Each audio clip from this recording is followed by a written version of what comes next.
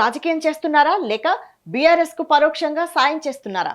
హైదరాబాద్ లో జనసేన కార్యాలయం వెనక దాగున్న రాజకీయ లెక్కలేంటి? 2028లో బీజేపీ కాంగ్రెస్ పార్టీల ఓట్లను చీల్చి బీఆర్ఎస్ అధికారంలోకి రావడానికి పవన్ అడుగులు బాటలు వేస్తున్నాయా? పవన్ వల్ల తెలంగాణలో మళ్లీ సెంటిమెంట్ రగులుతుందా? ఏపీలో పవర్ఫుల్ నేతగా ఉన్న పవన్ తెలంగాణలో అడుగు పెడితే ఎవరికి లాభం?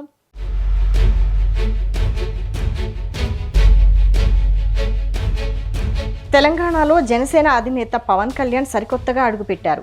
హైదరాబాద్లో పార్టీ కార్యాలయాన్ని కూడా ప్రారంభించారు. తెలంగాణలో ఇకపై ఉధృతంగా రాజకీయాలు చేస్తానని ఆయన అంటున్నారు. జనసేన ఎన్నికల బరిలో నిలుస్తుందని చెప్పారు. కేరళ, కర్ణాటక, తమిళనాడు రాష్ట్రాల్లోనే విస్తరిస్తున్నామని చెబుతున్నప్పుడు సాటి తెలుగు రాష్ట్రమైన తెలంగాణలో రాజకీయం చేయడం పెద్ద విషయమేమీ కాదు.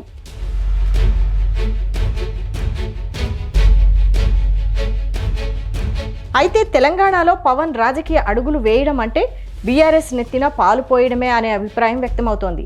ఇదే సందర్భంలో తెలంగాణలో అధికారంలోకి రావాలని కలలు కంటున్న బీజేపీని నీట ముంచడమేనని తెలుస్తోంది. మిత్రపక్షమైన బీజేపీని రాజకీయంగా దెబ్బతీయడానికి పవన్ పరోక్షంగా దోహదం చేస్తారనే కామెంట్స్ వినిపిస్తున్నాయి.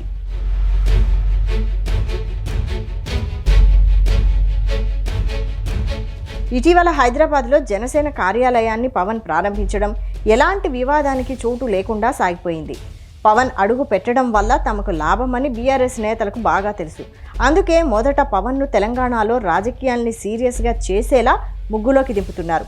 అసలు కథ ఎన్నికల సమయంలో ఉంటుందని బీఆర్ఎస్ నేతలకు బాగా తెలుసు.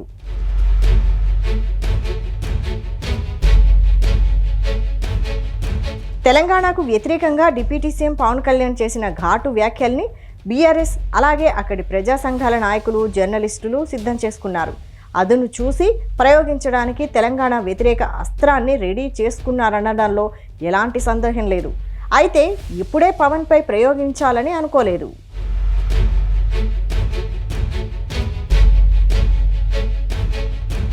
తెలంగాణ ఆవిర్భావ దినాన్ని పురస్కరించుకుని ఏదో చేయాలని పవన్ అనుకుంటే తెలంగాణ సమాజం ఏ రకంగా విరుచుకుపడిందో అందరూ చూశారు.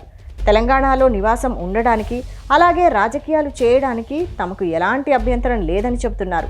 అయితే తెలంగాణ ఏర్పాటునే కించపరిచే వ్యాఖ్యలు చేస్తూ మరోవైపు ఆ రాష్ట్ర శ్రేయోభిలాషి అంటే ఒప్పుకునే పరిస్థితే ఉండదనేది ఆ సమాజ నిశ్చితాభిప్రాయం.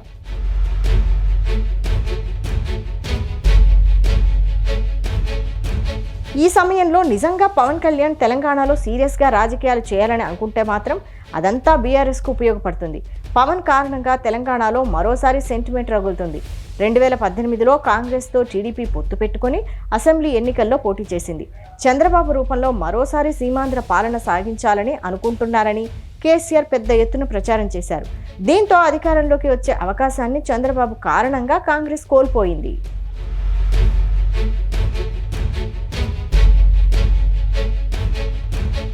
పవన్ కళ్యాణ్ రూపంలో బీజేపీ సీమాంధ్ర పాలన తీసుకురావాలని అనుకుంటోందంటూ 2028లోనూ బీఆర్ఎస్ అస్త్రం ప్రయోగిస్తుంది.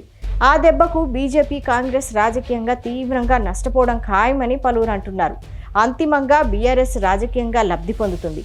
బీఆర్ఎస్తో పవన్ కళ్యాణ్ లోపాయకారి ఒప్పందం కుదుర్చుకుని రాజకీయాలు చేయాలని అనుకుంటున్నారా అనే అనుమానం కూడా కొందరిలో లేకపోలేదు. మరీ ముఖ్యంగా బీఆర్ఎస్ నేతలతో తనకు గొడవ లేదని పవన్ అంటుండడాన్ని వారు గుర్తు చేస్తున్నారు.